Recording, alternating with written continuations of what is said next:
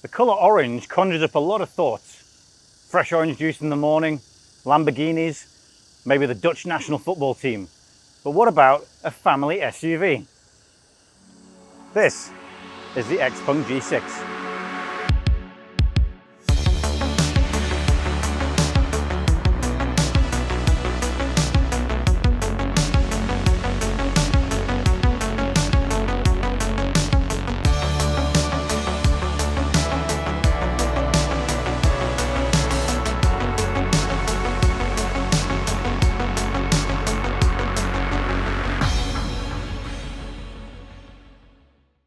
XPeng are no strangers to bright colours. The P7 Wing Edition came in a luminous fluorescent yellow, and I'm all for that. I like bold colours.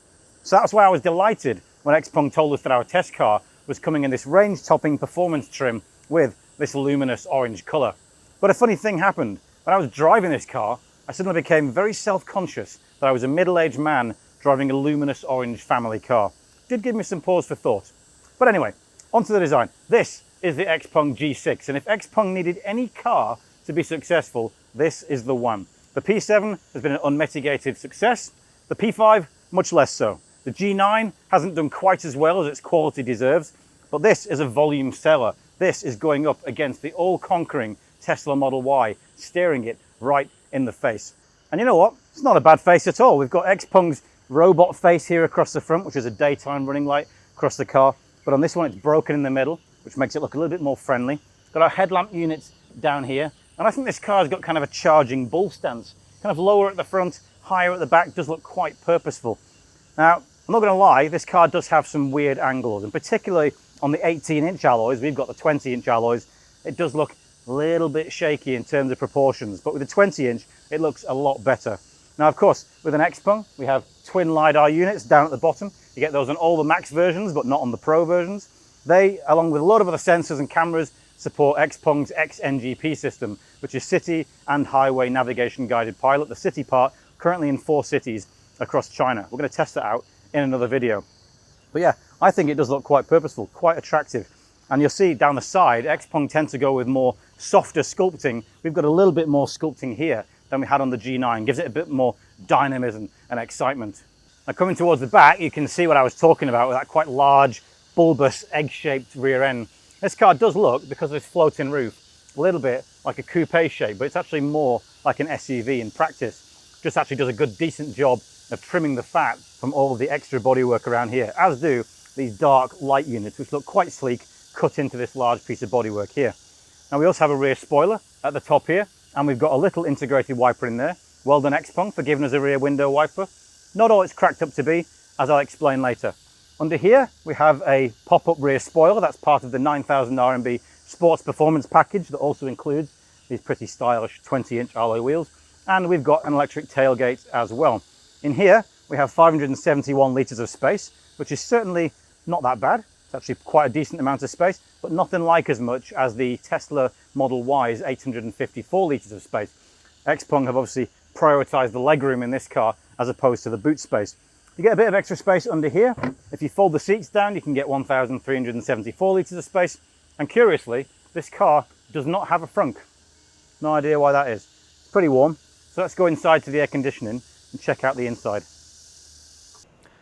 XPeng interiors have always been quite pleasant places to be, and the brand does seem to be getting better and better at that with each car. The G9, the bigger brother of this car, was already full of sumptuous soft touch surfaces with leather or leather-like materials all over, and the G6 seems to have taken the best parts of that and improved on them again. On Pro versions of the G6, which is the lower of the 2 trim levels, you get standard leather on the steering wheel and on the chairs, and on the Max versions like we have, you get Nappa leather. Now this is a cheaper car, the G9, so you do get a couple more hard plastics on the lower surfaces, but up here it's all squidgy materials and leather-like materials, which makes it a very comfortable, very premium place on all of the touch points. For the first time, XPeng have also decided to introduce fabric into the car, which does give a bit of extra texture, gives it a very warm, homely feel, and certainly in comparison to the Spartan interior of the Model Y, the G6 certainly wins out in terms of premium feel. Unlike on the G9, where we had twin 15-inch screens, the G6 settles for just one. It's plenty enough though, and it runs very quickly. It's on the 8155 Snapdragon processor, of course, one of the best in the industry. And it also runs on XPeng's X Smart 4.0 operating system, which, while it's quick and easy to navigate, it does miss out on a couple of those little functionalities that make the difference, like on the Li Auto and the Huawei systems, where you can change up and down the temperature by dragging on the toolbar. You can't do that on XPeng's. I think they could upgrade that. There's plenty of functionality in here, 360-degree cameras, you've got your maps as well. Of course, you've got your XNGP, so you can see what your system's doing. I'll show you that on the other video. It runs very, very well. Certainly much better than what the Europeans are offering right now. Behind the steering wheel, we've got a 10.25-inch screen. Nothing particularly special about that, other than the fact that it does fit squarely between this section above the steering wheel here. So it does mean you don't have to worry about not being able to see it if you have your steering angle a bit higher or lower, which is a small thing, but it is a nice detail. And as you can see, the steering is manually adjustable, also very good. Elsewhere, we've kept things nice and old school. We've got clicky buttons on the steering wheel and a couple of roller wheels on there as well. Our Mercedes-Benz source stalks behind the steering wheel for your gear change and your XNGP activation. Our chairs are big, soft and cushy. On all versions, you get heating and ventilation as standard. There are no massage functions or anything like that. They are slightly short and there's no base cushion extension, but they are 8-way adjustable, so you can at least adjust the tilt, so you can easily find a comfortable driving position in this car, though you do feel slightly higher, I would say, than in some cars. You can't get really, really low down. Elsewhere, we've got electric release doors, which you open by pressing this button here. That's in quite a convenient position, and you do get used to that quite quickly. You also get generous space under the console here and on top, but no glove box. We get USB-C and USB sockets underneath the dashboard there. We also get, on all versions of this car, a 14-speaker surround sound system.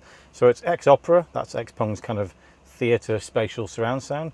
You do get 7.1.4, so with the right audio you get a really good experience. Not as punchy on the bass side, I would say, but nevertheless a very good system. Other creature comforts, we get twin 50-watt wireless fast chargers, both ventilated as well. That's a nice little step up on the G9. We also get a little bit of ambient lighting, but not too much to write home about, and a massive panoramic roof as well. The downside being that it doesn't come with an electric cover, so it can get quite hot in here in the summer. General visibility is very, very good, certainly forwards. A little bit less so backwards, as I alluded to earlier, because the rear window is, well, it's a little bit like a letterbox.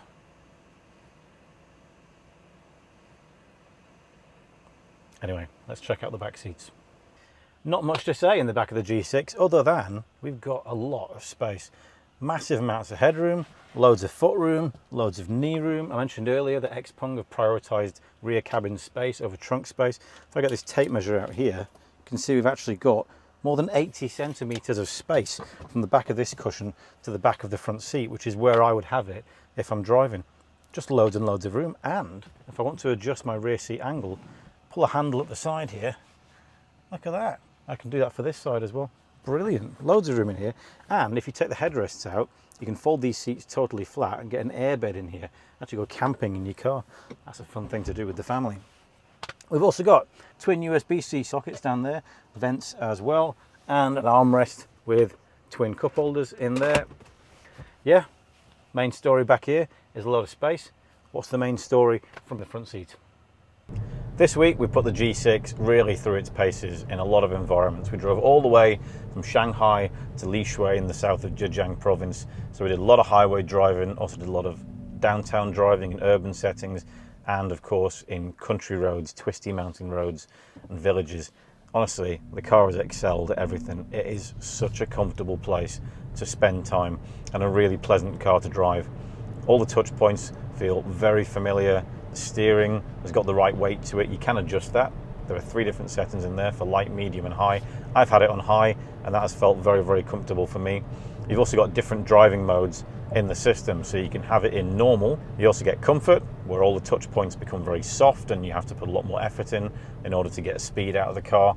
You've got sport, of course, which is very quick, and you've got off-road.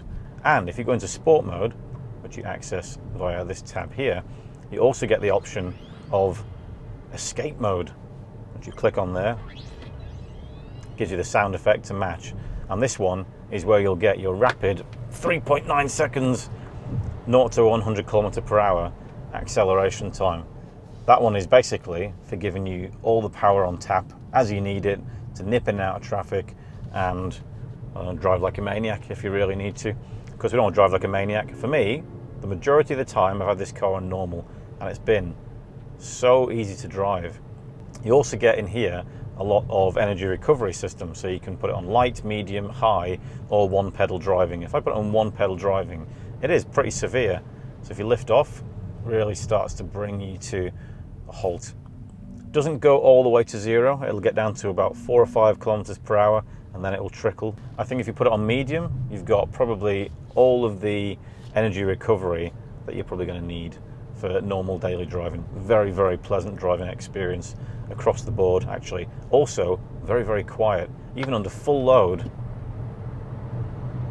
not a lot of noise in here. That aerodynamic egg shape really keeping the wind noise to a minimum. It's got a very compact footprint, which makes it maneuverable as well. Just 4.75 meters long, 1.92 meters wide, and 1.65 meters tall with a 2.89 meter wheelbase. That wheelbase, pretty good as well, because it gives us loads of space inside here. My wife really enjoyed lying in the back seat with the seat angled back. She said it was very comfortable, a very pleasant place to be. That's all the feedback I need to know how good the back seat is. There are two versions of this car. The single motor version, which has a motor on the rear axle. That is a 218 kilowatt motor with 440 Newton meters of torque. You can also get the twin motor version, which we have, which adds a 140 kilowatt motor on the front axle, another 220 Newton meters.